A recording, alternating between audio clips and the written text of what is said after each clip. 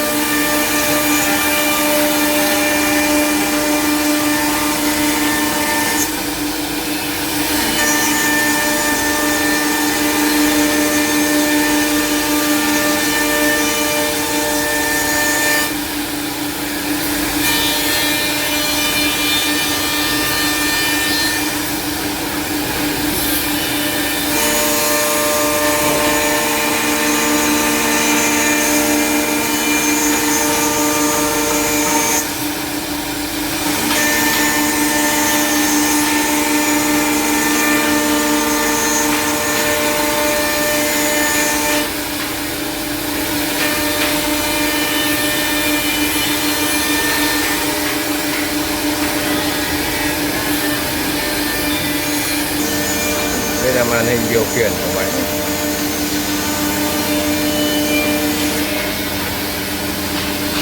Các thông số X, Y, Z đang chạy.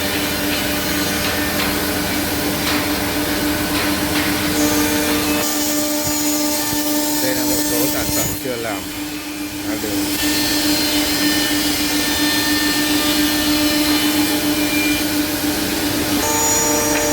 Đây là một số sản phẩm máy đã làm xong.